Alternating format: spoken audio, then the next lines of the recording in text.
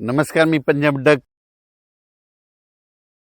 राज्यातल्या सर्व शेतकऱ्याला सांगू इच्छितो की राज्यामध्ये पूर्व विदर्भ, पश्चिम विदर्भ, दक्षिण महाराष्ट्र, उत्तर महाराष्ट्र, कोकणपट्टी, खानदेश, मराठवाडा सर्व शेतकऱ्याला सांगू इच्छितो की आज पुणे, नाशिक, सातारा, बऱ्याच भागामध्ये, मुंबई सगळीकडे पाऊस सुरू झाला. संभाजीनगरकडं देखील आता देखील जाफराबादला पडला. पण आता राज्यातल्या सर्व शेतकऱ्याला सांगू इच्छितो आजपासून राज्यातला पाऊस आणखीन वाढत जाणार आहे.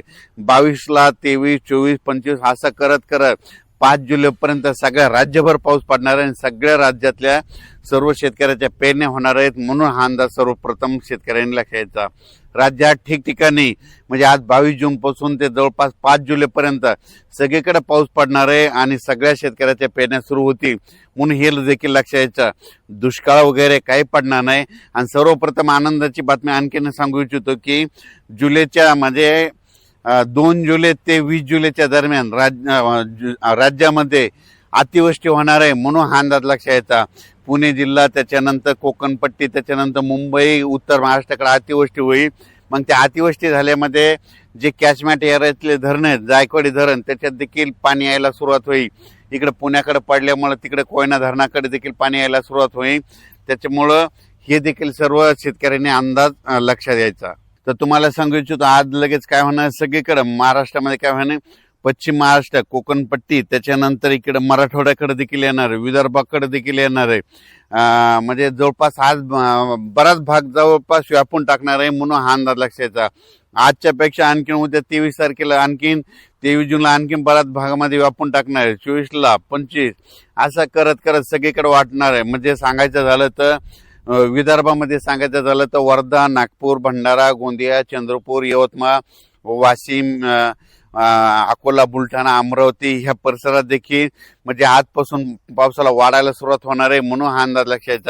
विदर्भात मात्र 23, 24, 25, 26, 27च्या दरम्यान चांगला पाऊस बरसणार आहे. त्या शेतकऱ्याचे देखील पेरणी होणार आहे. म्हणून विदर्भातल्या 11 जिल्ह्यातल्या शेतकऱ्यांनी हा अंदाज लक्षात.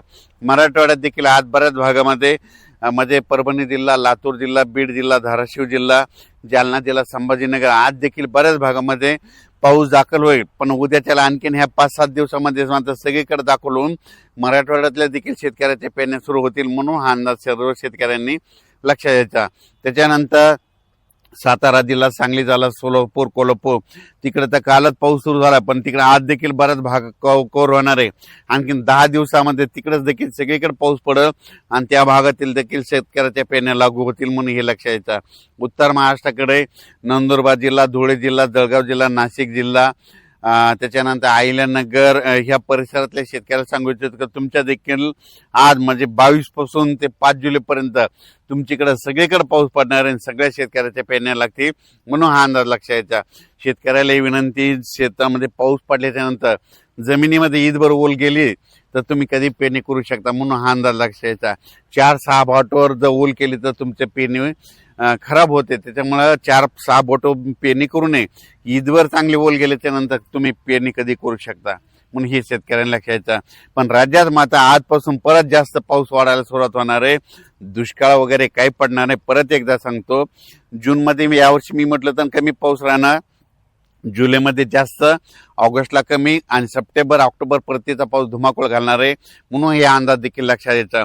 पण जुलै महिन्यामध्ये मात्र राज्यामध्ये ठिकठिकाणी अतिवृष्टी होणार आहे. म्हणून हा अंदाज सर्वप्रथम लक्षात द्यायचा.